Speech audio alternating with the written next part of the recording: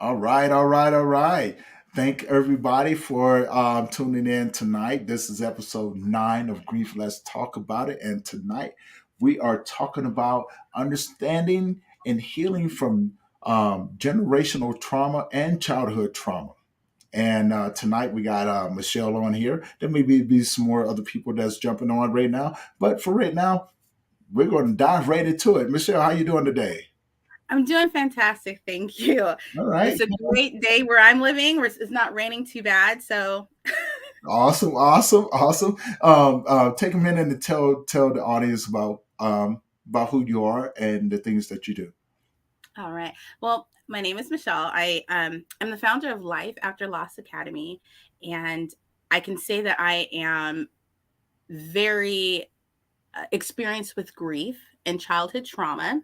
Mhm. And that experience helped me create the program that I have. And I take my clients from generational and childhood trauma to generational wealth. And it truly is a work of art. And I'm super glad that I'm able to help people heal because it's something that I had to work on for over 20 years to start peeling back those layers. Yeah. And I'm so happy to be able to show people the tools that I use to get me to where I am today. All right.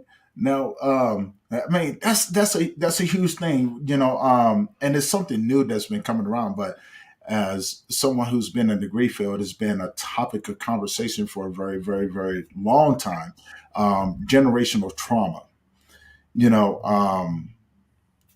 Mhm. How would you define generational trauma? Because I know how I would define it and everything like that. How would you define it? Well, but in my experience, I came out the womb with bad luck. My mother fatally shot my father before I was 1 years old, and so to me it was behaviors that was passed down from previous generations. Mhm. I noticed that in my family. I'm speaking of my experience. It was a transition from one person to another, and it was so taboo to think about, let's change it. So how it looked like in my family, it was a lot of alcohol abuse, physical abuse. Like I said, my biological father was murdered, was killed. So that led for me a lot of absence from my family. I was Right. not even spoken to for the majority of my life. So I didn't have a lot to stem and understand of generational trauma. I would hear stories and then I would pick up like, oh, I used to be so angry at my mother for the actions. And then I realized, well, that's what she knew to do because that's what my grandmother did. And that's what my grandmother had to kind of deal with because she was a black woman in a society where she lived in Harlem, and so she was rough and tough, and then she learned that from her mother. And so it was this continuation of how the women in my family raised their families. And I said, I don't want to do this. I just don't. Right. And see, I can totally understand. These trying to come in right now. We're waiting for a device to connect and join in on the conversation with us. Um, but yeah, when I've thought deeply um, on what does generational trauma looks like, right? And listen to what you just said right there and everything. Like, yeah, I do believe in it, and because of the actions, right? Those actions have to be learned from someone else, and Mhm. so forth and so forth and so forth. So how deep does that go, and how embedded are those actions?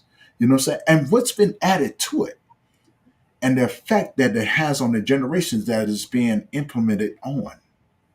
Mhm. And as a man, I can tell you, like I've had family members come back and say, "Don't fault your parent for the things that they didn't know."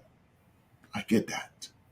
I actually started thinking about that, and I thought about it deeply. I was like, "Man, you mean tell me that you know what I'm saying? Get my butt whipped as many times as I did when I was younger, and things like that, and to the extreme, because I don't think there was a boundary of, you know what I'm saying, what abuse looked like and what a butt whipping, what discipline looked like. You know what I'm saying? To me, it all looked the same. You're gonna get your whooped, you know what I'm saying? I- right. You about to get your butt handed down to you, you know, but also the community. Yeah, I used to always say my mother had this ability to, she would hit first and ask questions later. And that's how it was. Yes. Yes. And it's like that had to have been taught somewhere. And then when I started having kids, I started to see the cycle continue. And I said, no, Yes. I'm not going to make this choice. So I Yeah. agree. I I, understand what I you're definitely understand. You know, I was thinking about it because, you know, when I had my daughters, I guess I was so young. Um, I never had the chance to be a well. I had to make a decision in my life, and I had to make the best possible decision for everyone. saying. You Hmm. know what I'm saying, including my daughters, that Absolutely. most people may not agree with, and I'm okay with that. You know, and then when it came down to my son, I was at a point in my life to where I was ready. You know what I'm saying? I had been at a place to where everything had been stripped from me, right? So everything that I had known when I was a kid growing up, and things like that, everything was new. So it's like I had a blank slate, but didn't understand. I had no blueprint of where to go from there, I'm with right? you. And so what I did when I had custody of my son, I was hard. Yeah. I was a hard father, you know what I'm saying? And what I mean by that, you know what I'm saying, this kid can do no right. That means hey, what is going on with you, man? And so, you know what I'm saying, after a month or so of that, I was like, and my son came to me, was like, Dad, I'm just a kid. I guess that's where I made my decision, you know what I'm saying, to actually look at everything and go, maybe I You're need right. to change something, Yeah. you know, but is that what it takes? Or does it take, you know, those difficult situations that open up the door to make you understand?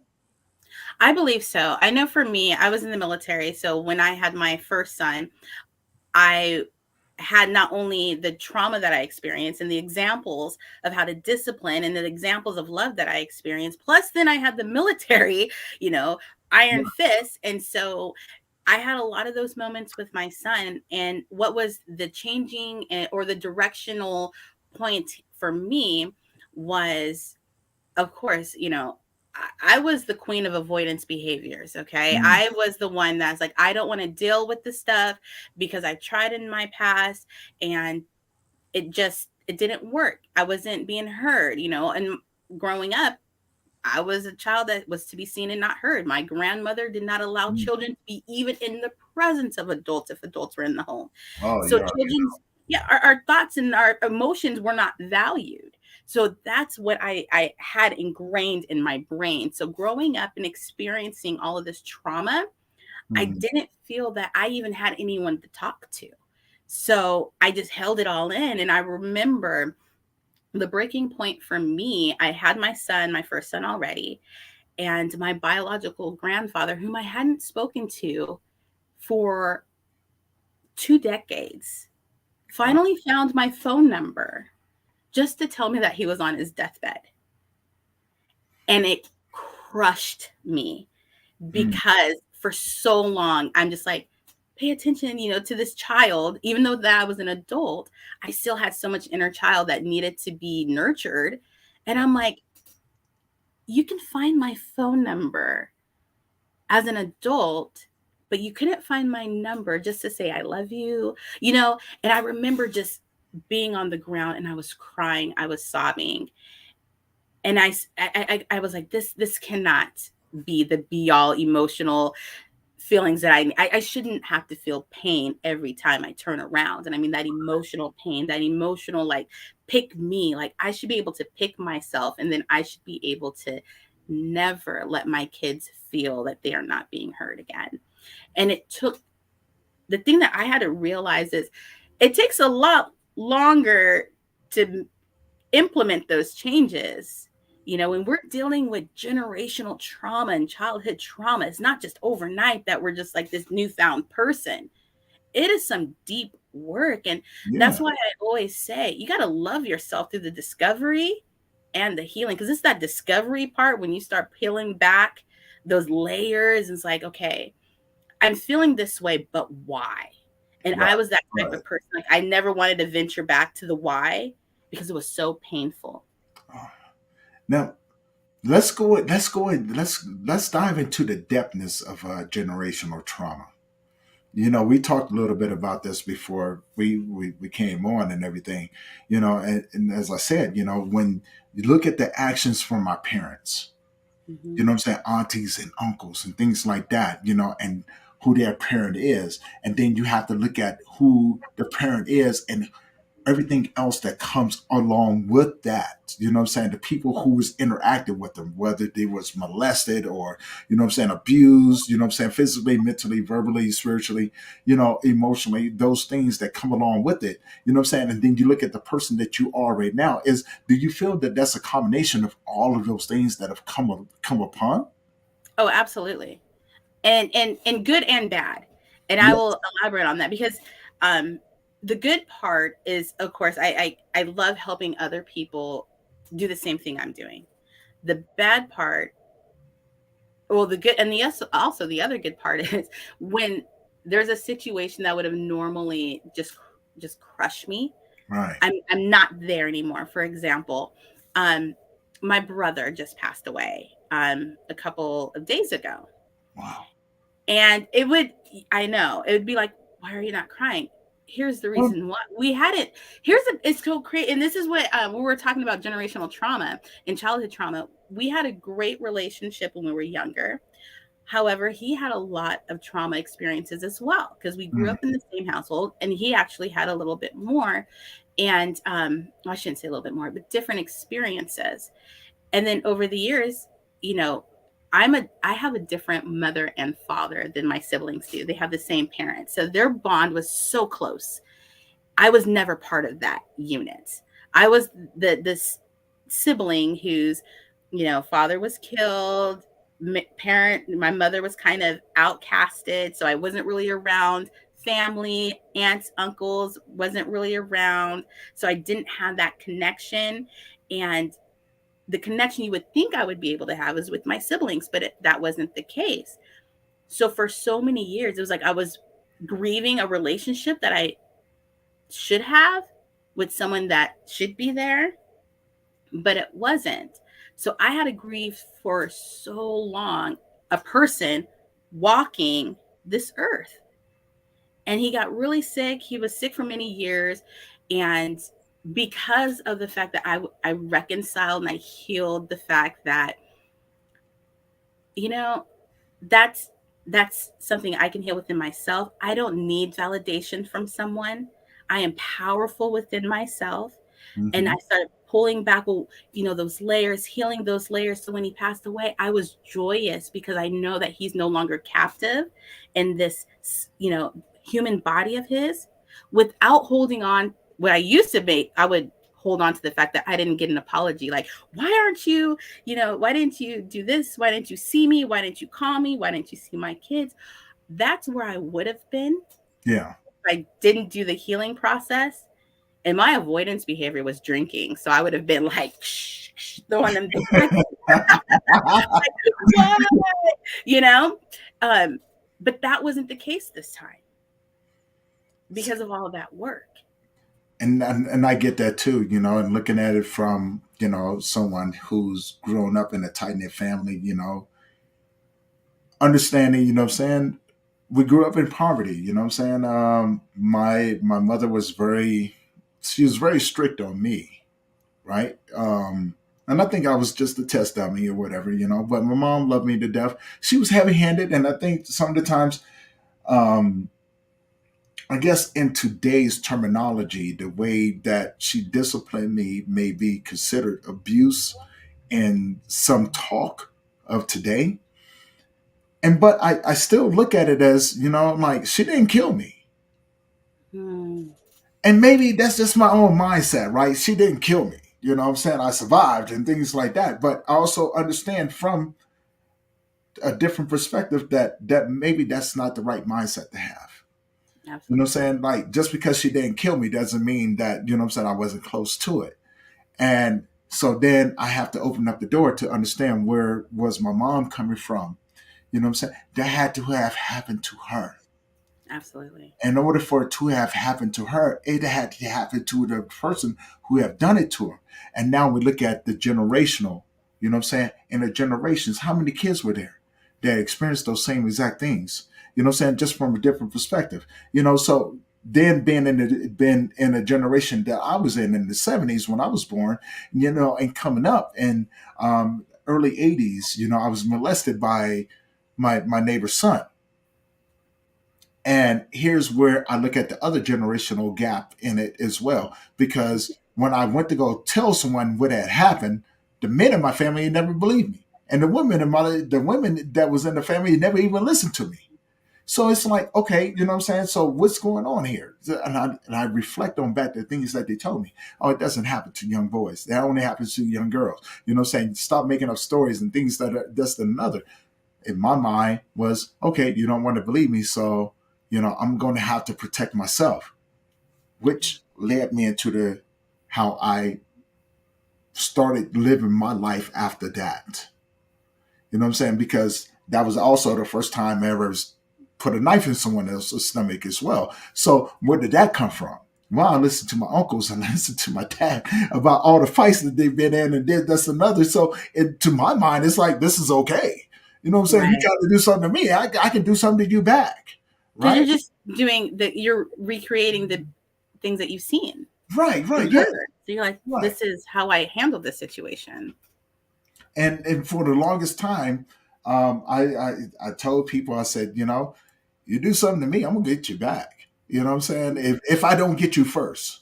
If I Right. don't get you first, and that all depends on the situation as well. But that comes from the people that I was around and the people who influenced them. Because you know what I'm saying, being a young man and being a game banger and living in this world and trying to navigate it and things like that, you listen to people who have been doing it longer to you, right? Oh, my uncle, man, he was a G. So you in your mind, it's like maybe I need to be a G too, Right. Yeah. I right? know You know what I'm for me, I was molested as a child. I was raped in the military. I had a lot of I was, my mom was a very heavy-handed person. I kept everything in. right, My example of children to be seen, not heard, I never spoke about it. And I found ways, like I never wanted to be Michelle at the house because it was so toxic. Um, I fell in love with theater. And people assumed that it was just because I loved acting. It had nothing to do with acting.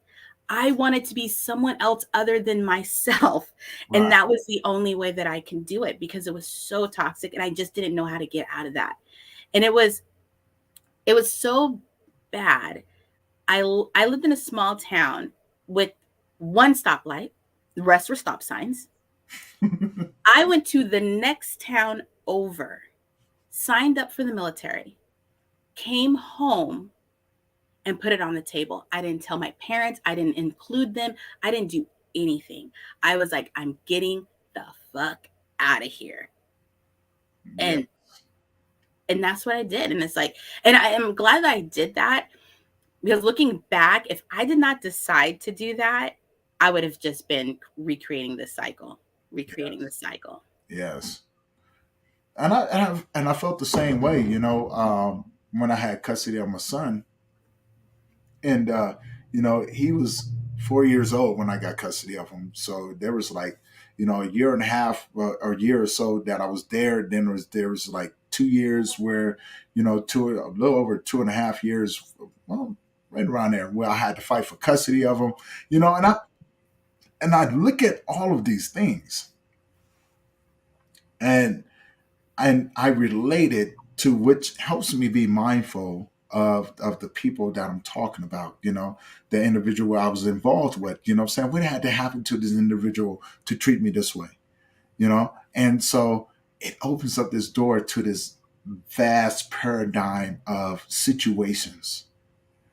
And as a male, as a male who works in the grief field, oftentimes I do get females who call me, and want that support and everything. Even though that's something that I don't really, something I really do, but Mhm. it also helps me understand as well. You know what I'm saying? Because maybe when I hand this over to the next person that's more equipped than me to deal with these things, they can understand the journey that got this individual to where they are. And just like you said, most females, come from some traumatic background, and every day they're trying to fight the things that that happened to them. They're trying to make sense of it and things like that, and it becomes a focus of the conversation, but with no solution. But and to me, and then when they have kids, they pass this down to them. You know what I'm saying? Either they're overly protective of that child, or you know what I'm saying, they're like, you're going to have to find out, you're going to have to figure out this life on your own type thing. See, I was the overly protective. I have two sons and a daughter, Mhm. and because of my experiences, it is hell for my husband because I'm like, don't touch my daughter like this. Don't look at my daughter like this. Even Right. though he is the innocent person and he wants to love his daughter the same way I love my daughter, but because of my Mhm. experiences, I I still see it. I'm still Right. cautious. I'm still looking. You know what I mean? You never forget how you felt, and you never. It's just like flashback, flashback, and that is something that I always say. This process, this healing journey, is always changing. It looks different as you Yes. grow and as you heal differently, and as you heal different wounds. It looks different, but you still have residual damage. It's still there. You know. Right. Now, I guess my next question is, now that we, understanding that, do we look at others' actions with a deeper understanding that maybe this is embedded from something else? Or yeah, I mean, because, and the reason why I'm asking, because we're quick to judge people by what we see in those moments. Mm. You know what I'm saying? I I have this weird way of thinking. I think because we do this work so much, one thing that I realized and I applied to myself is when I found out that your beliefs come from your experiences. Mm-hmm. And once I realized that, I don't pass that judgment. What I do like to do is listen more, because it's like, okay, if you're saying this, or your actions are this way, or your belief is this, I'm always curious to know, what experience did you have, and to be understanding that that's where it's coming from, because your thoughts, your actions stem from your beliefs. And so I try to be very cautious of that when I'm speaking to people. Right. And especially if I'm like side eye and someone says something to me and I'm just like, what? Like, how did I, wait a Like, second. what in the world? Like, well, let's bring it on back here. I say, wait a second. What type of experience did they maybe have to where this is their belief system and this is Yeah. now their thought process? Let's be a little understanding, because I'm probably guilty of it too. When someone, well, I'm not probably, I am guilty of it too. When I someone think says we all something, are. Yeah. right, but it comes from an experience that I have had that has brought me to this point, and and how I move. So it's pretty cool. I know some people, like, I'm like always thinking, I'm like, so why do you think this way? I'm kind of curious, because I don't want to pass judgment. I want to be understanding. Right. And I definitely understand that, which, goes into the next segue, childhood trauma and things like that, like I mentioned before, and I'm very open about the things that have happened to me, because I've had to take some accountability and understanding where the way my mind was working and how it was trying to protect me, what I'm Mhm. saying, from the things that have happened to me in my past. And so the hardest thing I had to ever had to do was I had to find a source of my anger. Why am I this way? Why? You know, um, because for a very long time, only thing I can remember was the feeling of, if I got to hurt, you got to hurt too. And breaking it down, you know what I'm saying, and going back, my mother, she was heavy handed, man. She was like, boy, what I bam, she knocked the crap out of me. You know what I'm saying? I had to get up. You go up and you go down. Right, you know what I'm saying? And then when I did stand up, she was like, I'm gonna go ahead and cry. I'm gonna give you something to cry about. Well, didn't you just punch me in my damn mouth?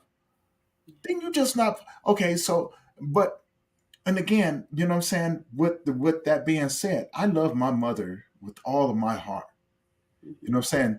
Because my mother was the first person, the first female to actually nurture me. You know what I'm saying? There's a bond between a mother and a female, you know what I'm saying, and his mother, or a mother and their son, their firstborn son, or any son for that matter. With the girls, they kind of have like this little conflict of interest, you know what I'm saying? Like, I'm not gonna let you grow up like me. And you know what I'm saying? The girls are like, I'm gonna do what I I'm want. gonna be just like you. Yeah, I'm gonna At be the just end, like you know what I'm times saying? two. Exactly, you know what I'm saying? So there comes that whole conflict. So I understand that. I understand the relationship between, you know what I'm saying, mother and daughter, but also the relationship between, you know what I'm saying, mother and son, because to a son, a mother is their first love. Mhm. You know what I'm saying? We're the person that you treat. So the way that you treat us is the way that we expect to be treated by other women.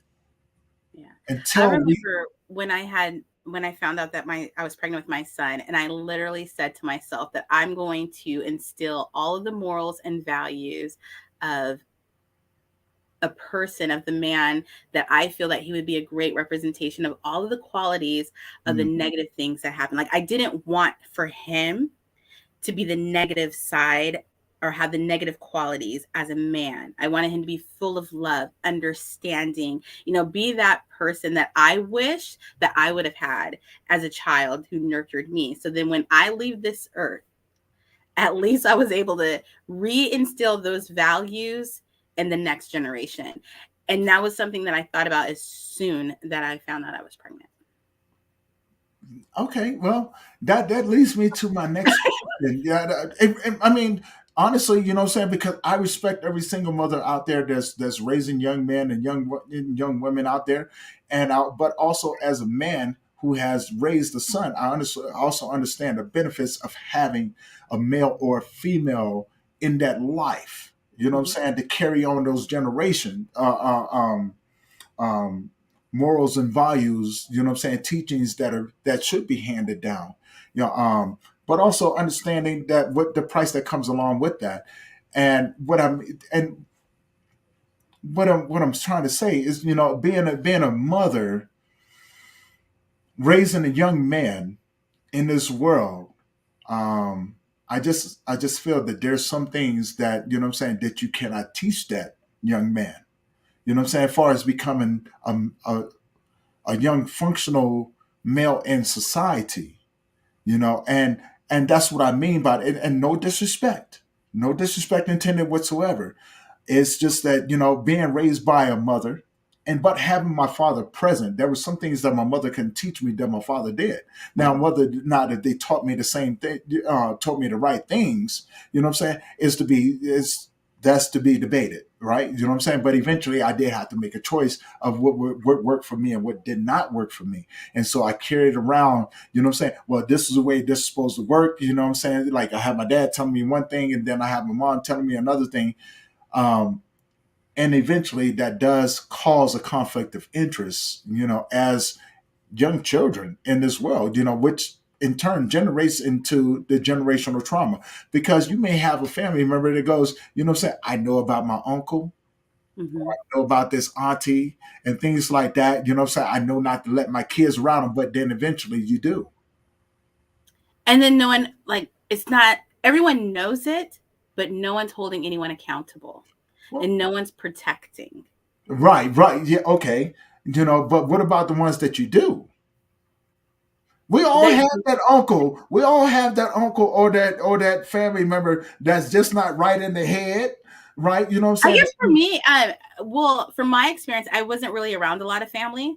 I Right. was around Okay. Okay. certain family members, but it wasn't the family members. It was like their children, their older children, that would Right. take advantage of me. And because I never said anything to anyone, no one knew. Right. Okay. Um, but as far as I didn't really hang out with family. Right. And I moved away at such an early age that I wasn't around my family, but you know, I do have family friends. Hmm. You know what I'm saying? Or supposedly family friends that took advantage of me, or maybe just one family friend. And it was like, was the respect for this individual more important to what your child is telling you? Right. You know what I'm saying? Because the first time that it happened, I was like, hey, like I don't like this. And I went and told my family, and they pretty much was like, hey, um, that doesn't happen to young boys. So what in their generation told them that this did not happen to young boys? But everyone knew. Like when it all came out, no one was surprised. Right. And then how do we change it? Right. How do we change it? Cleopatra, good to see you, Cleopatra. We're gonna have to connect soon. I'm gonna have to unblock you and everything. Personal reasons. No, Like, I know Cleopatra is my girl. That's my friend to the end. And she is my girl. She just left a message up here, and she goes, "How do you reverse the extreme physical abuse from how some of us grew up with?" And she goes to say her abuse made it hard for her to discipline her kids. mm. um, my first thought is, um, made it hard for me to discipline my kids. What do you mean? Made it hard for you to make decisions on how you want to discipline your children, or the discipline that was handed down? Because Well, that's like, you know what I mean? Because it could be two different things. I know, because some people, because of the physical abuse that they experience, they don't want to pass that on, and so right, now yes, they don't know yes. how to discipline within the structure. It So can I be guess two that's where different I'm kind of. things. You know, I just because some wanted. people, because of the physical abuse that they experience, they don't want to pass that on, and so Right, now yes, they don't know yes. how to discipline within the structure. Oh, thank God. Well, I heard Took me somebody else coming 45 through as minutes. well. 45 minutes to get on. Oh no, it's all good. We over here having a great conversation. Glad that I you know. could I join was in. listening to you on the Facebook Live Yes, because I was yes, yes. listening. And at So first, when I first started to come in, I was also listening to what you guys were saying. And all I can say right now is I have a lot of respect for what you both or anybody has gone through as a child because I understood everything you were saying. And part of me was sort of like reliving even my own childhood. But I was just like, thank you, Jesus. Some other people know exactly how I'm feeling or right. going through the same thing. And and I understood what you guys were saying. And I was like, yes. And I was talking to you, but I know you couldn't hear me. But I was saying, yes, Hey, yes, I know what you meant that's by the that. reason why you got to put it in the comments. Let us know what you're thinking and Yeah. everything. You But know, the one comment, so I had one comment from Michelle, but I also had one for you, Tony. mhm. Um, you both said something that was really, really important the reason why I really value your Hold on. what you were Before we saying. get into that, tell people who you are. Oh, okay. I'm Dee from the Unplugged Grief Ministries, and um, I'm occasionally on here when I can remember to be here. But I made sure tonight to be here because this subject is really, really important. Um, you both said something, so don't forget, that was really, really valuable to me. Michelle, you said something about your son when you were pregnant with your son, that you wanted to make sure that your son came into this world with values that and beliefs that you had to make sure that he understood who you are and how you're going to love him and care for him without the generation of abuse. Well, I call it abuse, but the generation of abuse from our parents. I said the same thing for my son because I said there's no way in hell I'm gonna do to my son what my father did to me or what my mother did to me, because how are you supposed to teach or bring up your child and teach them the true love and value if you're beating on them, you know? And it's like with me, it was like with my dad, he was beating me, like holding the Bible in one hand and holding the axe handle in the other hand, beating on me. And it was like contradicting. I said, there's no way I'm going to do that to my son, you know? Look at it this way, you know what I'm saying? Back then, the Bible, you know what I'm saying? If you had someone that had the Bible in their hand, they believed in spare the rod, not the child. Right? Right. You know what I'm saying? What they say, spirit, You said it right, I think. yeah, Yeah, share. but also there's the also quote, bring up a child in the way he should go, you know? Right. And okay, so that leads us back into that generational Right. education that has been handed down. You know what I'm Right. saying? So you know what I'm saying? So do we look at our parents and go, you was at fault, or do we go to the root cause of it? Who taught you this? Yes. You know what? And Because that's what I appreciated what you it's said. easy to blame one another. It's Yes. easy to go, my parents did this and my parents did that. And I have to look it back and go, my parents did the best that they could with what they had to work with. They had Yes. to learn these things from someone else. Like as a child growing up, I know who my peers were. Yes. Right. You know what I'm saying? I know who I learned from. The And one thing question I want is- to just say, if I don't, because I know with myself and my mom, I recently really opened up to my mom and told her how I felt with everything that was going on. Well, not everything, but as much as I could bear. And it was so refreshing because this was the first time that I really heard her apologize. And not only that, she was able to open up. I didn't realize that all these years that I was working on my healing journey, my mother said that I was her source of inspiration, and I was her. She looked at me as the strongest person that she knew. And I never would have thought that in a million years, because when you're going through your healing process, you feel like everything is falling apart. It's not easy to go through your healing process. No. Like I said, one of the hardest things about healing is having to go back and deal with the shit that is hurting you so bad. But to hear her say, you inspire me. You're the strongest person I know, and I'm sorry for what I did. It made all of that, So I guess I'm saying that to say that even though we're talking about generational trauma, once we decide that we want something different instead of the trauma, let's do some generational wealth. Let's do some generational healing. When I say wealth, I mean healing. Because that's what I feel that, is an abundance. I want that healing and abundance. Yes. How much that becomes infectious, because generational trauma, you can either choose to recycle that with your family, right? Yes. Or something better. Yes. We have that choice. So it's the mindset, changing that mindset. And I remember going through that too, saying there's no way I'm going to do to my child what my parents did to me. Because like you, I wanted to make sure that my son was raised, with the Christian values, that violence is not the answer. You can discipline your child without spanking or beating on them. But for some reason, like your parents are probably like the same generation where I'm coming from, and that I don't know whether I can say this for sure, that my father and my mother, I can't be 100% completely know how she was disciplined as a child, but I know as my father, I don't believe he was either. I think my father was, because he was influenced by his second wife.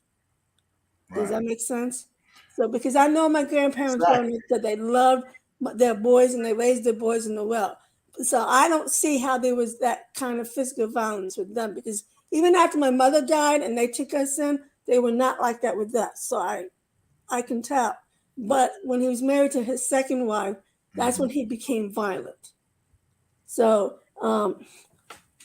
and see again, and that goes back to, what we're carrying on from other people. You know what I'm saying? Because we do unintentionally, I think that we pick up habits and traits from other people that we are around for long periods of time. Now the question is that where are those things coming from? because we all have said the same thing. I'm not going to do the same thing to my kid that has been done to me. So the question is, what was done to you? Okay, so now take that and ask what was done to them to make them think that this was okay for them to do it to us. Mhm. Now, when we look at our children, the question is that where is that happy medium? Where is it that, we could teach our kids that there's consequences to your actions Hmm. without carrying over the traits from the Yes, generations? You know exactly. what I'm saying? Maybe Exactly. breaking the cycle, going in a different direction and things like that. If you have to discipline your kid, What use does your that better look like? judgment. Right. What does that look like? What You know does what that I'm look saying? What like? does, what does that look like, when you're in a bad situation? Yeah. And how does that affect um, the person that's in that situation along with you? You know what I'm saying? And where does that come from? So that is such a deep that is such a deep discussion, or direction, that how you go through it. And the perfect answer, the perfect question: how do you break that cycle? You know what I'm saying? One person says, they when he sleeps, he pees in the bed. Where does that come from? Right. And no disrespect. I think this is totally normal. These are things that happen to grown-ups as of now. And how do we break the cycle? Where do we go from there? And what do we have to do in order to build a different perception of what that looks like for the next generation comes up, or for the people who are having children now? You know what I'm saying? How can we help give them the tools to help break those cycles? You know what I'm saying? Without going backwards. You know what I'm Without saying? judging And us. building stronger kids and things like that. Because as a man, and I have to honestly agree, it's easier to teach children better than to repair broken men or hurt men. Yes. You know what I'm saying? Yes. Because we've been hurt too much. We've been hurt too often. So we, as men, as women and men, as a society, how can we do better for the generation that is coming up and this generation now? The new generation. Yeah, Yes. the new generation. What can we do to help them? Well, Well, I like how there's a question. It says, "How do you break the cycle?" Right. And for me, I have three key components. One, understanding how I personally grieve, validation, and then what next. And my first like understanding grief is I had to go back. I had to go back and ask myself, okay, if I'm pissed at this situation, or this situation is triggering me, or if I'm starting to see myself repeating this cycle, I ask myself why. I go back. I gently ask myself, what is this pain? What is this experience reminding me of? Mm-hmm. What happened? And whatever I discover at that time, I journal it. I pray over it. I journal it, because depending on who you are, maybe you can go a little bit deeper. Maybe that's just where you can be right there, because when you Right. go Yeah. and do Yeah. that deep work, it's hard. But I often say very often that each experience is a brick. And when you have a lot of bad experiences, you start to build a brick wall. And then you want to hide those experiences in behind that brick wall, but you don't realize that the aftermath is in your subconscious mind. So Mm-hmm. you're still acting it out. So you're going to have to go back and say, okay, what is it? What's going on here? And then once you do that and you figure out, okay, this is, then you start healing. You go, okay, so what do I need now? Right.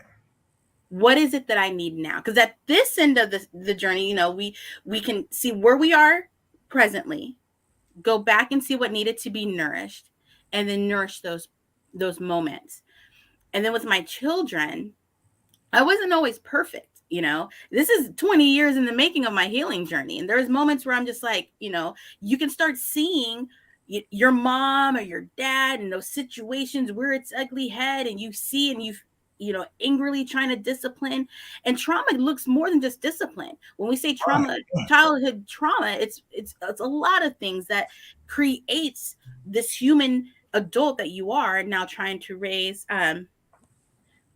I just had that conversation with my teenage. Ex- and Yeah, yeah. See, it's crazy.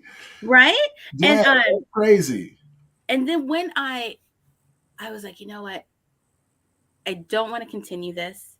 I have to figure this out. And the most important thing that I heard was you have to look at your children as little humans.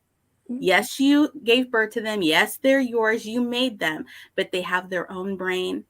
They have their own feelings. And from my experience, my feelings were not valid.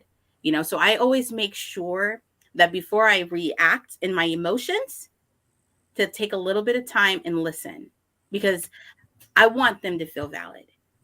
And if that is just the beginning of the cycle for me, then that means I'm going to continue it to the next generation. Right. That's going to be something that we're not going to have to worry about, because you feel safe to articulate your feelings. You're not going to get hit, because that was one thing with me. Like, oh, don't you even think about articulating your thoughts, because you're going to get hit.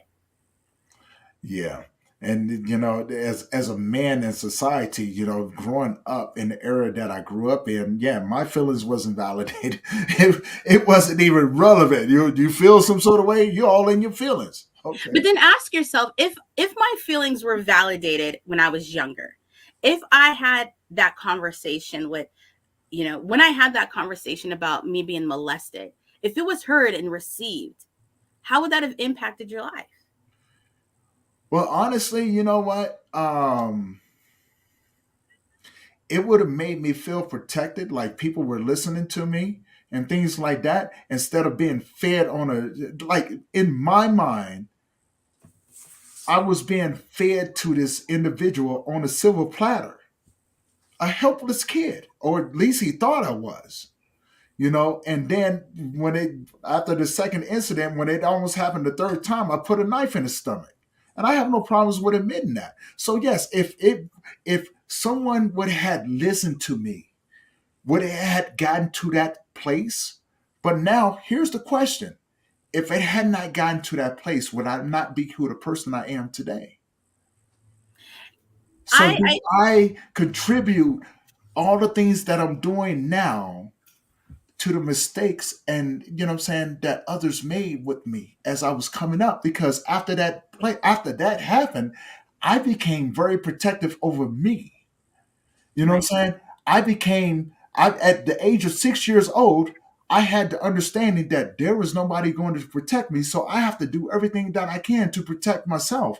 But also, I have a younger sister that may not understand the things that have happened to me. So not only do I have to protect myself, I have to protect her, but also I have to teach her how to protect herself when I'm not around. So at the age of 6 years old, this is my thinking. Mm-hmm. And till the age of 30, in my early 30s, 32, 33 years old, I was that person. You're not going to hurt me. Yeah. You know what I'm saying? And before you hurt me, I'm going to hurt you first. That means I'm not going to let you get close to me. I have trust issues. You know what I'm saying? Anything, don't even waste your time with me, because my life in my mind, tomorrow does not exist for me. And if I make it till tomorrow, I'll figure it out on that day. You know what I'm saying? So these are the things, as a young man growing up in that society, these are the things that I carried around with me for 30, 40 years. So I have 30, 40 years of all of these compound things, and I've only sought help once. And I expected everything to happen overnight. Now, I was pretty fortunate that within the last 3 years, you know what I'm saying? I was able to take all of those things and grow into the man that I am now. Not saying that it was easy. Not saying that it was, what I'm saying, people handed me these things. I was pretty fortunate in things that I learned. Not saying that it's going to work for everyone. But these are the things that I had to carry with me. You know what I'm saying? These are the things. I was always in self-preservation mode. You're not going to hurt me. I'm not going to allow it. And if you do try, I'm willing to do whatever it takes to keep you from doing it. This is things that I've learned. So am I at fault for the things that I had to learn to protect myself? I don't think so. No. Exactly. Or where did I learn that from? Most of these things I had to learn on my own, but there were certain things that I learned from my family that helped me. But I think the beautiful thing about that example is that you're able to articulate it and you know exactly where that source came from. And I think that is where the secret sauce in the healing of childhood and generational trauma is, when we can have those conversations about exactly how you had Right. those. This is what happened. This is the result. This is why I felt this way. I think where we get stuck is because we don't know. Those who are like in that, like, Mm-hmm. because I remember like when I It's was younger, familiar. I used to be like a biter. I would bite my arm Mm-hmm. because I wanted to let it out. I just didn't know how. So it resulted in a physical way because I'm just like, it just needs to be out of my body. These feelings, this emotion needs to come out. And I think that's beautiful how you're just like, I can articulate exactly, this is why I did this. Now I feel like I'm a protector. I have to help my sister. I have to show her how she needs to protect herself because of these experiences that I had. And that's where, for me, I think that is beautiful because I look at that myself. And that gives me the ability to say, okay, because of these experiences, I'm like you. I know I have my little ones here, and I know these experiences made me have these certain beliefs. So I was like, okay, so you can't do this, and this can't happen. This can't, because I was like, ooh, Right. I got to protect. Right. Because this happened to me, so it might happen to you. Or I used to always think that since it happened to me, it is going to happen to Yes. you. Yes. I didn't think it could happen. I was convinced it's going to happen. So I was Yep. always on the lookout. Who are you? You're going to do it. Who are you? Because we've seen the darkness of human society, right? You know what I'm saying? We've seen the things that people are capable of doing. And you know what I'm saying? Being in the situation now, it's like we look at everything and going, yeah, it doesn't surprise us. Mhm. You know, and we can look at the next person and they look at us, go, how do you Why know? did you just go straight negative? Well, it's based off our experience. Right. But I've seen people go straight negative as well. I've seen people look at these things and go, you know what? From here on out, I am not going to take nothing from anyone. Anyone tries to, this is what I'm going to do. This is exactly what I'm going to do, right? And they become different beasts in the world. Their monster runs rampant. You know what I'm saying? Men and women alike. You know, their monsters run rampant in the world without any care because no one cared about them. No one took the time to say, hey, you know what? I know what happened to you was wrong. Let me show you something different. Let me give you the love that you should have had.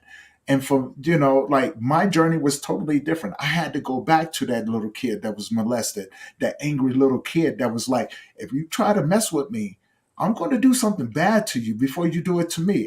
As a matter of fact, it didn't even matter in relationships and things like that. My thought was, you're going to leave me anyway. So why shouldn't I leave you first? You're not going to care nothing about my feelings, so why should I care anything about yours? Mhm. You know how many times I was wrong? You know how many people I hurt? And that carried over into who I was. Cleopatra wrote a question here. How did you get over the grudges that you hold towards your parents? Honestly, I have no grudges towards my parents. I really I don't. had to forgive. Right. I had to forgive. I had to get to that place of forgiving, like most of us have, and moving on, because sometimes you're looking for an apology that you're never going to get. No, and with I my will be dad, completely honest. I with had my the hardest time with my mom because Right. of yeah, what happened. My mother killed my biological father and Mhm. never really told me the story about what happened. It was always a secret, and I was so forever pissed because I felt that I had the right to know. And it really did tarnish our relationship because not only did that start my entry into this world, because he passed away before I was one, she was also very heavy handed. She would hit first, ask questions later, wasn't really, didn't care about feelings. She was alcoholic, workaholic, you know. So I actually didn't start getting over my grudge with my mom until I would probably say about 5 years ago. I'm gonna be honest. Right. Um, I understand. yeah, yeah, and it was the fact that my stepfather passed away, and she was by herself, and that really changed how I looked at how important, how special she was. You know. I Yeah. had to. My father, as in my teens, he was very emotional, physically, and spiritually abusive. And in my adulthood, he continued that emotional abuse, even if he couldn't do the physical. But he tried to mentally and emotionally continue that abuse. And so I had to find a way to explain to him that I no longer need to be, my mind just ran out with the word I wanted to use. I no longer want to be loyal to that abuse. It has to stop. And I said, I love you. I respect you as my father, but the emotional abuse that you continue even through my adulthood is wrong, and it needs to stop. But I want to tell you right now, I'm going to forgive you. I'm going to forgive you, but not from now on, no more communications. Because he had this thing in his head that he thought everything he was doing was right. He had the right to do it. He think he had the right to justify it, even if there was no reason to justify it. But that, for some reason, was in his head. And so I sent that as an email, okay? He emailed me back, and he continued the emotional abuse and mental abuse, even after I told him. So now, from now on, I had to block his not phone number and block his email. So I didn't want to hear it. I didn't want that to be part of my life, because even then, by then, Timothy was a teenager. And when he was diagnosed with his illness when he was 6 or 7 years old, I knew there was no way I can abuse my son. Right. Or spank him, but found other ways to discipline him, because he was a boy, and you know how boys can be, Well, and now, and he was in a wheelchair, so okay. I had to be really careful, and because I knew his life was going to end soon, and part of me let him have the fun that he needed, but depends what it was, he still had to be disciplined, but now in a new way, because he was in a wheelchair. And there was no way I was going to scar him with the idea that my mother's going to spank me. I was not going to do that, because from the time he was pregnant, before he was even diagnosed with his illness, I told myself, I'm not doing to my children what my father did to me. There is no way. And I think in our generation, we all found a way to realize there's no way we're going to treat our children the way our parents. Yes. Because we knew we were scarred from that. Mm-hmm. And there was no way we were going to scar our children Mm-hmm. with what generation thing. So I think in a lot of ways, many of us did break that cycle. Well, yes and no. Yes and no. And this is what I mean by yes and no, because you know what I'm saying, when I have my son, I discipline my son. If he did something wrong, I put my hand on his butt. I let him know there's consequences to your actions. You know what I'm saying? Did I care about CPS? No. I told him right off the bat, if you do not agree and you think that you can raise my son better than me, you know what I'm saying? Because I know what it's going to take for him to function in this world today. I'm not going to abuse him, but I will discipline him when he's wrong, because I would rather discipline him than to have him go out here thinking that everything that he's doing is right, and then you come along and take him away from me. Right. You know what I'm saying? And I worked my reversal, butt off to get him. Do you think I'm going to let him go that easily? You know what I'm saying? No, I need him to be better than me in this society. So yes, but then there came a time where I had to understand that the things that he was doing was reactive from the things he had experienced. He had got taken away from his home. He had got bullied by the caretaker's son. He had watched his sister being molested. By the time he was 4 years old, he knew what all of that was. He knew what it was like to be bullied. He did not, he went in straight, I'm going to fight you mode. So at the age of 4 years old, when I get a hold of him, now I see what he's doing, but not understanding what he's been through. Because I'm thinking to myself, no child should ever go through that. I was wrong. It changed my parenting tactics to where, you know what I'm saying? Hey, instead of doing this, I'm going to do this. And it was I had to go back and build a relationship with my son. Yes. You know what I'm saying? And what I mean by that is that I had to go back and say, I'm not going to leave you. Mhm. You don't have to worry about, someone hurting you as long as I'm with you. You don't have to worry about being misunderstood because I'm here. You know what I'm saying? I don't want you ever to feel abandoned. So I'm going to stay with you. The difference is that I never did it with my daughters. So they don't have that same relationship with me. Mm-hmm. You know what I'm saying? In their mind, I'm a deadbeat dad. They don't understand. And I'm not making excuses. My life at that time when I had my daughters was no place for a child. Did I want to inflict my lifestyle on them? No. Would they ever understand? Maybe. One day. Maybe after I'm gone. My son, on the other hand, yeah, and up until he passed away, he understood that I'm here with you. You know what I'm saying? So his understanding of the relationship is going to be totally different. Even though he started off with me having a heavy hand on his butt because I was tired of him fighting, you know. But then I understood, over a period of time. And I think that's what it takes. You said something that really hit me culturally. You mentioned you didn't want him you wanted better for him, Right. right? You didn't, and that hit me because it's like, yeah, is that the stem of generational trauma? We want better for our children, so we feel we have Yes. to Yes. direct them with the heavy hand because we don't know another way to discipline. Because culturally, unfortunately, our examples of discipline has not been, with a mindset tactic. It's been Right. physically. Right. So just it's ingrained in us, like, I want better for you, so in order for me to get you to do better, I have to direct you, and this is how I know how to do it. Right. And And we as parents don't yeah, have an open mind because of the things that we've been taught. right. Mm-hmm. You know what I'm saying? And so then we carry that over, but it wasn't, we all have a point to where, and I honestly believe this, we have a point to where we understand what's right and wrong. You know what I'm saying? I got beat with switches and belts and you know what I'm saying, the occasional paddle and and things like that, or the hand. Whatever came about, you know what I'm saying? My mom did not discriminate. Whatever she can grab, easy, Yeah, right? you know what I'm saying? You're going to get hit with a book. Oh, go out there and get a switch.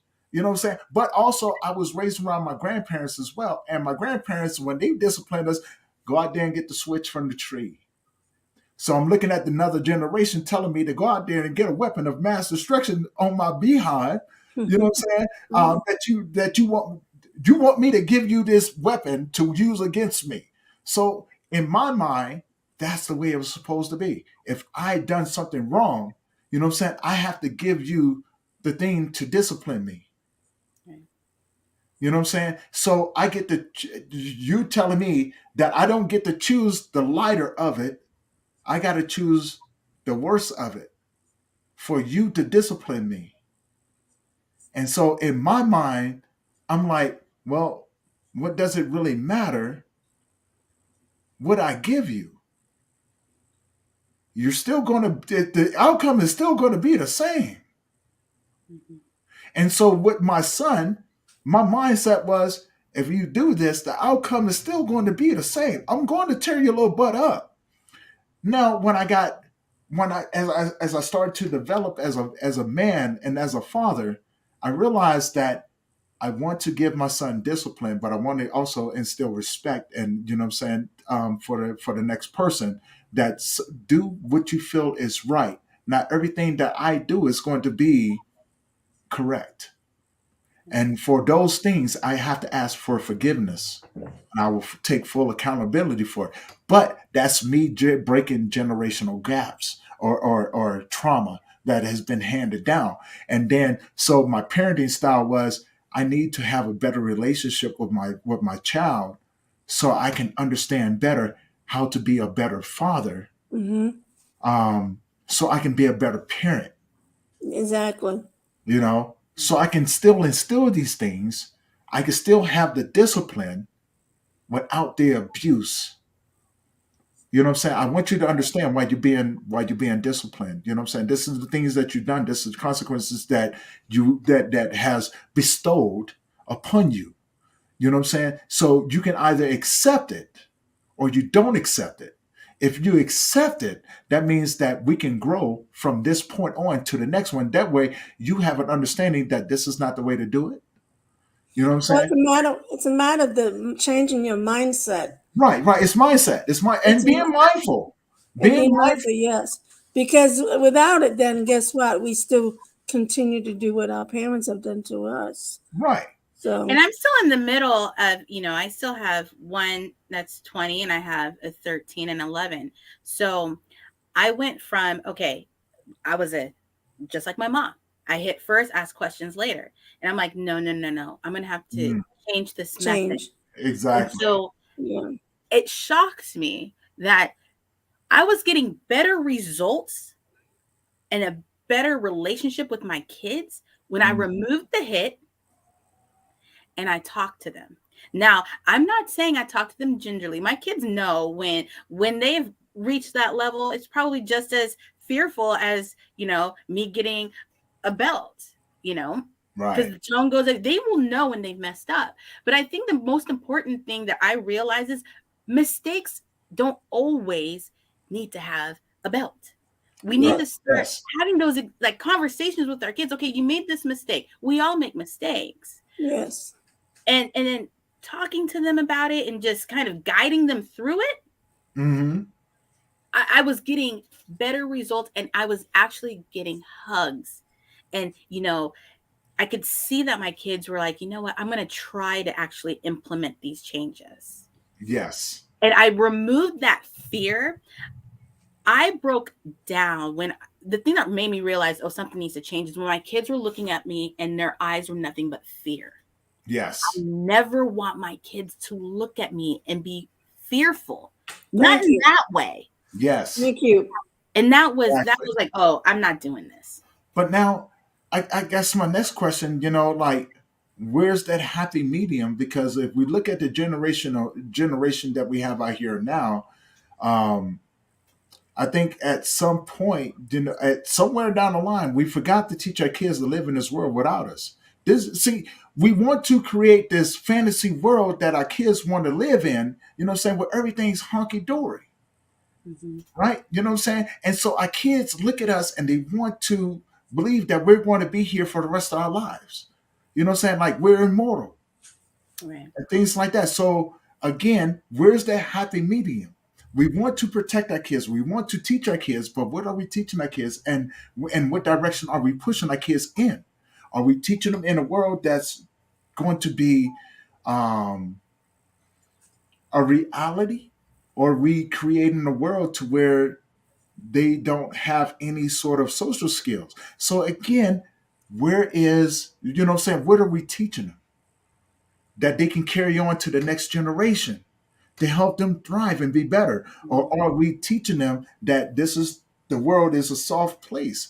You know what I'm saying? So are we carrying generational trauma, or are we carrying generational education, you know what I'm saying, to teach the kids to be better? Or are we destroying? That's that. I mean, my mind. This is where my That's right. mind goes. It's like, hold on. Are we? I mean, I get it. I get it. But the question is that where's that happy medium? Well, I had to bring the reality to Timothy because he was limited to his what he could do, and he had it in his mind because there's so much TV and movies and all that stuff Hmm. that he was at the age where he thought he can live forever, you know, and he refused to sign the DNR. So in his mind, he was thinking like they do in movies, you're going to do the CPR on me and then I'm going to Right. be happily Yes. okay. And Yeah. between me and his doctor was like, Timothy, that's not, in real life, that's not always true. That doesn't always happen.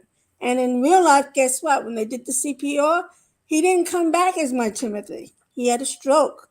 And then he died a few hours later after that. So that became his reality that he did not expect, but what I knew was going to happen.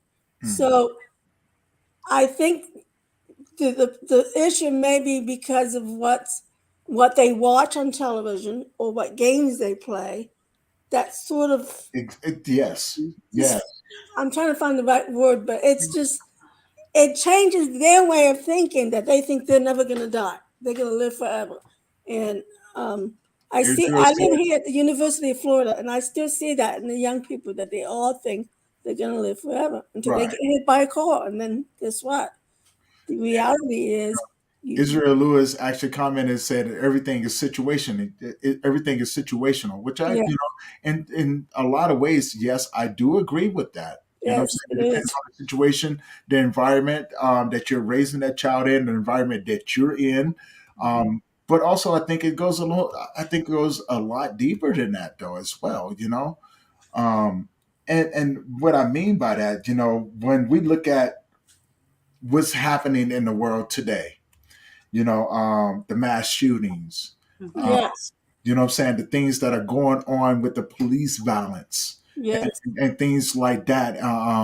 So that breaks off into so many different things. Now, and the reason why I say that, go to a predominantly black neighborhood and talk to them about the situations that are going on with Tyree Nichols and everything else that had happened to where cops are killing these children. They would tell you, oh man, that happens around here all the time.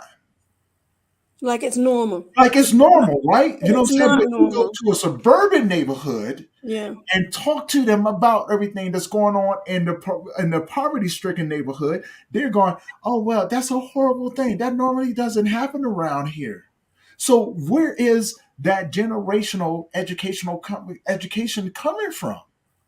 And You is know it what? I that think that. far Oh, sorry. apart? Is it that far apart that this is what we're here to face? yes, You see what I'm saying? Because yes, why is it that I can talk to someone that looks like me and their conversation is like, oh, this happens right here normal. But when I talk to the CEO of another company, oh, that doesn't happen in Yeah. my neighborhood.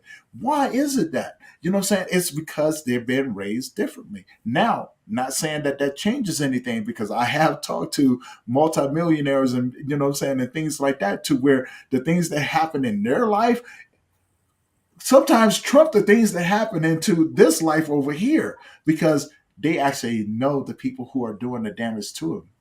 yeah, So it's a secrecy along the way. So these yeah, things do play in. Yeah. I think where it starts is having a real good conversation with yourself and what Mm, does that look like for you? I know I lived in a low income community, and right now I do not live in a low income community. And in my opinion, I think when I lived in my low income community, that is when I did the best work that I was able right, to do, right, yeah, because I was really clear with myself, the foundation that I already experienced, where I wanted to then help other people not experience that. So hmm, then I was able to implant myself in different areas in my community where I can be of value. right, And I right, think that once we do that work within ourselves, it shouldn't just stop there. yes, If you are being called and led to help others, because if we know that we, as in our culture, being African American, generational and childhood trauma is continuing to happen, and right, yeah, sometimes it's that outside person that's planting that seed for that person who's going to be their next generational curse breaker and be thinking about that generational wealth. So I hmm, think it starts here. Like, what does it look like for me? If I could change in someone so they don't have to live what I had to go through, how does that look like? yes. Yeah. And I think that's important as well, because as we move along in this grief field, we do encounter such things, and it makes us think outside the box, which makes us more efficient at the work that we do. Like looking at a client, seeing where they come in from, but also having the patience and an open mind that just because what we see may not be what's going on, Mhm. and that's the depthness of it. How deep does it go? Um, as a man in society right now, I look at all of these things and I sit back and I just analyze things, and I go, wow, I've really messed up. I really didn't have a good role model. I didn't really have this and I didn't really have that, which is, which would be true, but would be more excuses than anything else. Because as an individual, I can look at these situations and go, I want better for me. And like you said, Michelle, I think that's where it starts. It's going, where do I get to say I want better for me? You know what I'm saying? And then when you want better for you, you realize that what you want that's better for you actually benefits everyone else that's around you. And I think that stuck moment, what I'm saying, between being victim and victor, that's where people get stuck at. You know what I'm saying? I can always play the victim and I can blame everything else on everyone else without taking any accountability. Or I can say, I am responsible from this step forward of all of my actions, regardless of the things that have happened to me. I can use those things as lessons to things that I either want or I don't want. And if we did wrong, we can now hold ourselves accountable. You know, there are a lot of times that I make mistakes. I mean, Tony, and I'll Mhm. say, I know I'm in the wrong. I'm going to be accountable for that Right. mistake that I made, and I apologize for it. But someone also brought up a conversation about how do we um, forgive those who we have grudges on. And I want to share, like I shared about my father, but my stepmother. When she left my dad sort of calmed down with it, but he still emotionally, was doing it. But the next time I saw her, she was a different person. She Mhm. wasn't a person that wanted to beat on us. She had changed. And then she changed even more. And she even came to the point that we actually became friends. And she asked for forgiveness for what she did.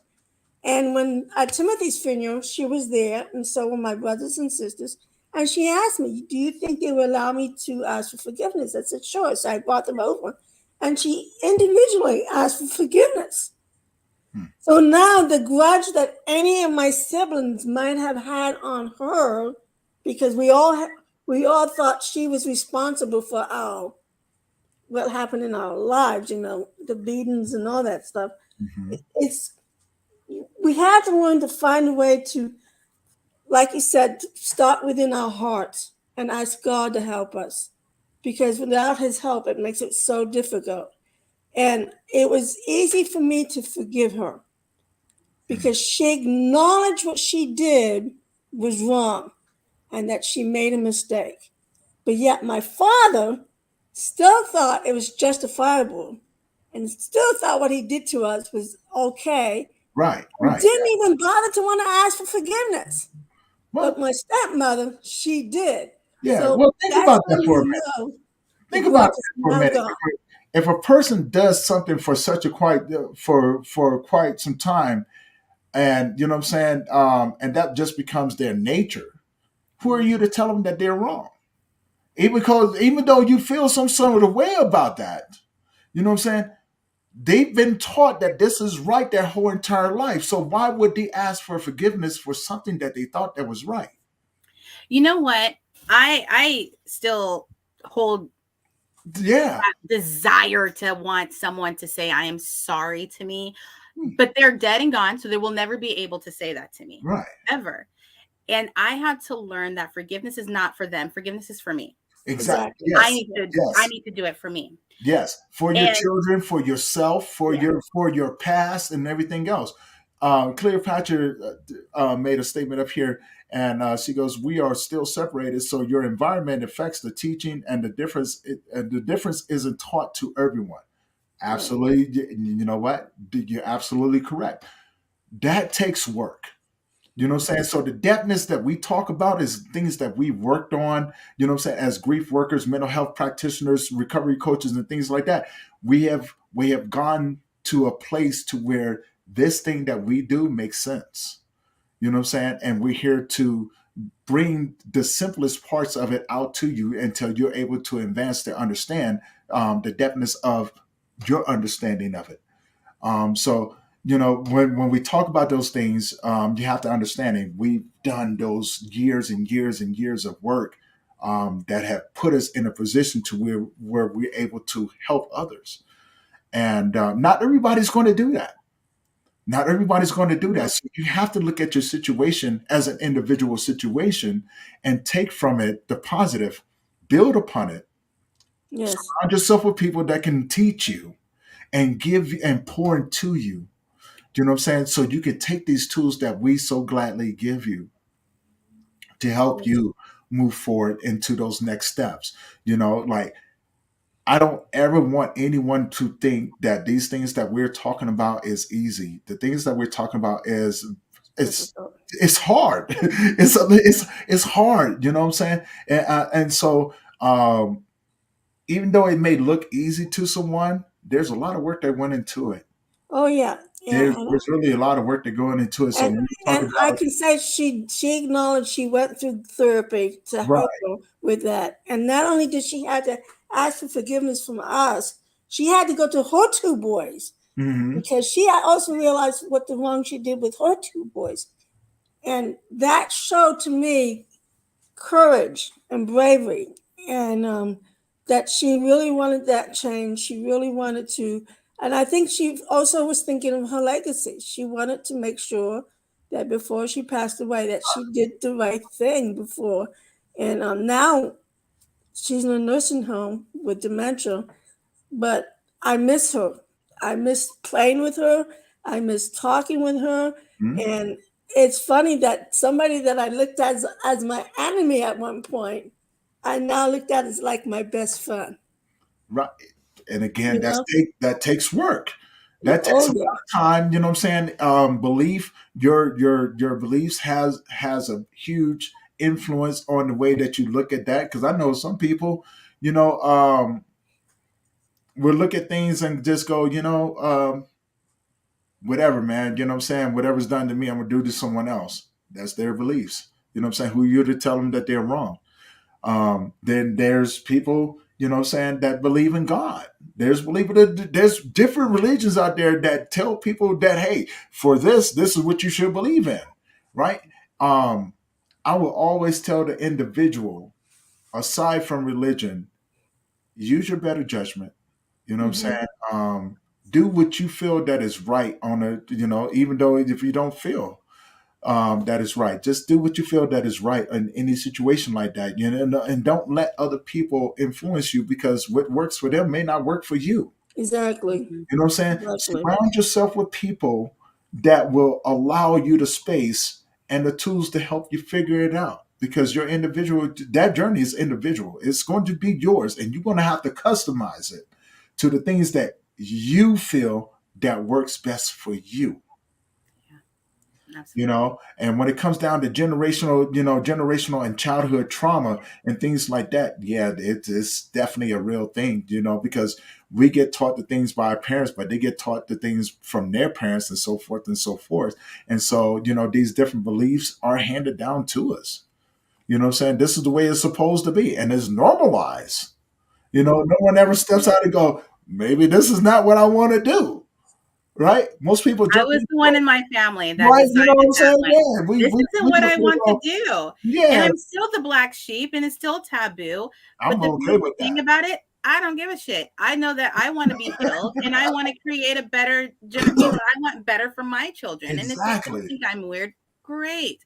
I will hmm help those who want to be in this journey with me, who wants to create that change for their family. So, Well, no one knows what healing is like, right? You know what I'm saying? When we talk about childhood and generational trauma, and then you throw healing in there, everybody looks at you and go, well, I've already know.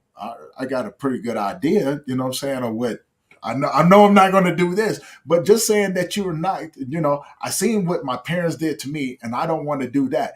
What makes you think that the generation before then came in and said the same thing that you said? Yeah, yeah, right. And then it's also not just as far as disciplining your children. You can carry that childhood trauma and it will show up in other ways, like Right. super sexual Relationship. yes, activity, being an alcoholic, having a gambling addiction. There's so many other things that yes, can, that is, it stems from childhood trauma. So it's like, it's not just discipline. And then when you open it up, like, well, and you look at it as a whole, and I talk about this a lot, like loss as a whole. There's so many different losses. There's so many different things that contribute to your childhood trauma and how you respond to things Right. now.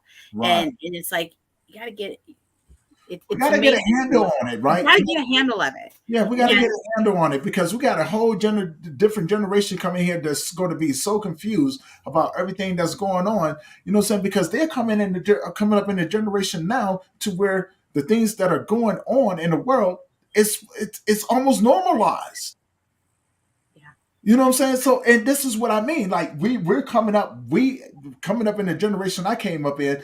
You know what I'm saying? The things that happened to us and things like that, we carried over, and then we had different responses. We formed gangs and things like that to fight back, but end up destroying most of our communities, right? You know, which is carrying over now to the generation, the millennials, and they're going, you know what I'm saying? Well, I'm entitled because my parents don't want to, my parents given me everything that I've ever wanted. So the world should give it to me as well. Right. Yeah. So they have no direction. They're going because we wanted to do better by them by saying we don't want you to struggle the way but that it was we all did. this abundance in the Well, it's an abundance of electronics. things that we have to start to bring together to work on, right? And now look at the generation that we're in now. We're on the verge of war. We're on it, you know what I'm saying? We got sex trafficking. Now, when the last time that you looked at a sex trafficking article and went, when the last time that it really brought any concern to you? You see what I'm saying? It's been so normalized. Oh, there's been 100 kids kidnapped this month. Going to say, oh, they'll find them. Except for if you're the parent of that apparent child, right? You know what I'm saying? And then now you have to be the parent of that child who's been abused Right. and things like that. And so, and that's where my mind goes with it. Like it's such a vast thing that we can just dissect and bring apart and bring awareness to it and things like that. But we have to also be aware of where we stand. Where's that point where we start and where's that middle point? You know, because there can never be an end point. Where's the point where we start and where's that middle point? What can we do to make sure that this does not keep happening? And how far does it goes back?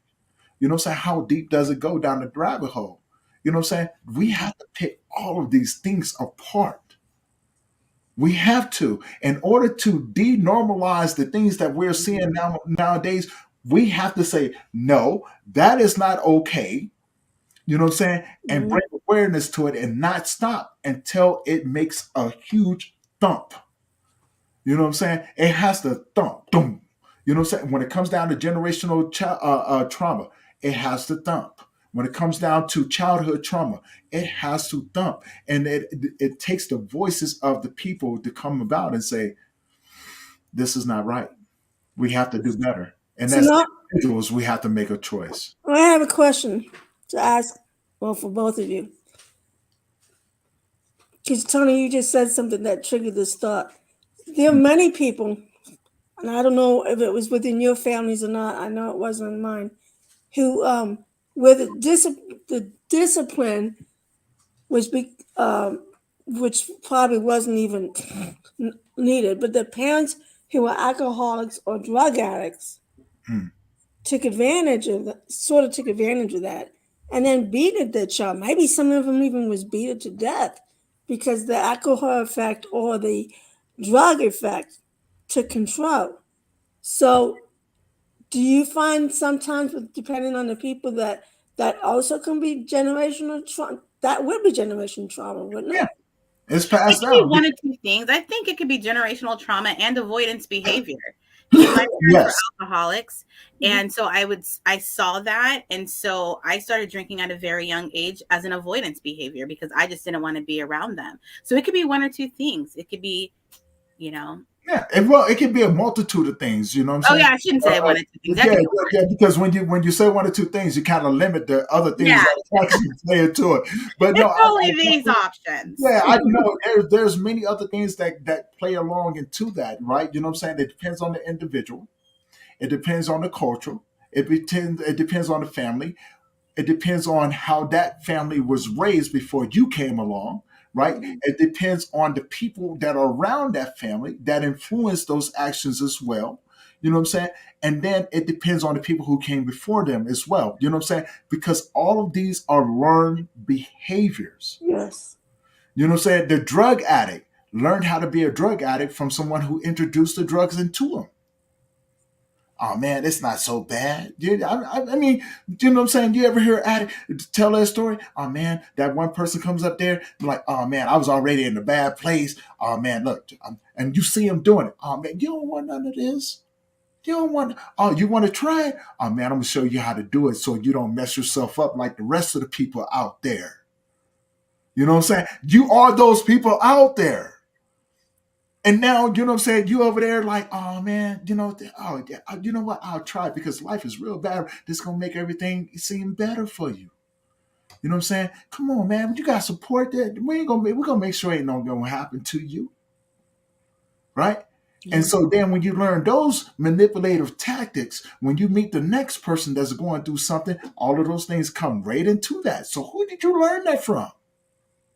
Right? So it's so deep and embedded that, you know what I'm saying, it needs to be discussed. It needs to be an open conversation, but we need to get to the people that are actually going through it so we can understand their mindset. So we, as practitioners, can be more efficient in the steps that we take to help and support.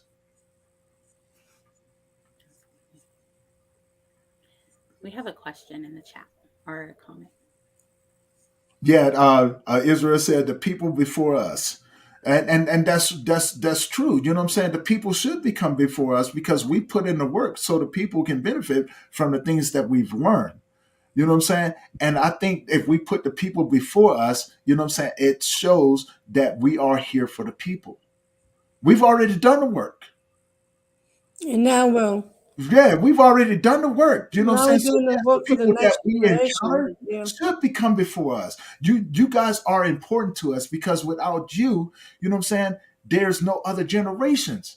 But the things that we have that we've learned, we do put it before us because it's for you.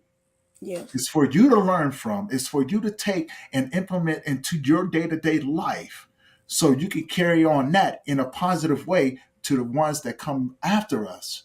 You know what I'm saying? Because we're not going to be here forever, but the information that we have can last forever. Yes. Yeah. Yes. You know what I'm saying? And yeah, man, I appreciate everybody putting the comments in the comment sections and things like that. Thank you. I appreciate the panel for being up here and everything. Thank you for a wonderful conversation, and we will be doing this again. It is 6:32, so I want to take some time. Michelle, tell people how they can find you. Well, you can find, oops, I hit that. I'm sorry. So if you're on TikTok, you can find me at The Real Purple Michelle, or you can find me on Facebook and Instagram, Michelle Houghton, HAUGHTON. And I have a link tree in the bio. So I'm getting ready to do a webinar next week where I'm going to talk about the program I'm launching where you take generational trauma and childhood trauma and turn it into generational wealth, where I show you guys the tools that I've used. And that's where you can find me. Also, before you get off, you will be presenting at this year's Global Grief Conference. Yeah, year 2. The year 2, right? You know what I'm saying? Tell people what they can expect from seeing you on there as well. You guys are going to see more of hers. We're going to be doing a live, so we can dive deeper into it. So. I'm actually excited about that one. I'm going to be talking about breaking down those individual bricks of experiences that we have built walls, and we're going to talk about breaking those down and looking at some healing and what does that look like for you. So it's going to be fun. Awesome. I say fun because I truly believe the healing part is fun. The journey, the discovery part is not, but I will lovingly help you guys deal with that. There we go. D. Oh, well, you can find me on Facebook. You can also find me at my website, unpluggedgrief.org. And I don't think I'm on Twitter anymore. We've been having some problems with Twitter. And I think I am on Instagram, but I'm not sure. I'm not really I try not to be so much involved with so many of those social media's platforms, because at times it's just too confusing for me. But I do Mhm. believe I think I created something a couple of years ago, and I think now Facebook and Instagram is hooked Yeah. up, so that makes it easier. Um, but also, I have my podcast, Unplugged Grief Ministries, and you can find me on Anchor, and occasionally you will find it on YouTube. And in March, I'm doing a workshop on helping children grieve. And I will be so happy to be with the Global Grief Conference. And I think I only have one session because we got so booked so fast that I only have one. And I'm going to be doing how to become an effective comforter because of today's society and the things that we keep hearing from people, or he's in a better place or something like that. So we're going to teach how to what to say and what not to say, and what to do and what not to do, so that we can become a better comforter to those who have losses. So Nice. I look forward to that. I really look forward to when the Global Grief Conference at the end of April. That's going to be our second annual, Yeah, this is our second one. second annual, Yeah, and it's this going to be this is truly amazing, man. After the first one, we are about to do our second one coming up and everything, and it's going to be exciting. We got a lot of new people. We got a lot of new things that are going on. So a lot of amazing information tools and presenters coming about. So you guys that are listening, make sure you guys keep that date in mind. You know what I'm saying? It's going to be from April 28th to May 1st and, yes. and everything. And so you guys stay in tune with that. And also, I am Tony Lynch. I am the host of Grief Let's Talk About It podcast, and I do enjoy bringing these topics to the surface to have us talk about it, but also enjoy the audience engagement as well. So please, if you guys, wherever you're at, what I'm saying, please share this. Let people know that these things are going on bi-weekly, and thank you for your support. But also, and again, I will be hosting this second annual Global Grief Conference and so many other things that are coming about. So you guys keep your eyes open, and let Yeah, us know what you guys think. we're doing things a little bit different, but it's going to be a little bit more exciting. Yeah, So it's we gonna be might, more exciting. There's a lot more things going on, but we made it simple for you guys to be able to come and join yeah, in. You know what I'm saying? So if you guys didn't catch it last year, catch it this year. And as always, thank you guys for the support. Thank you for allowing us to support you. And you guys keep your head up. And as always, we love you from the bottom of our heart. yes, amen. Thank you.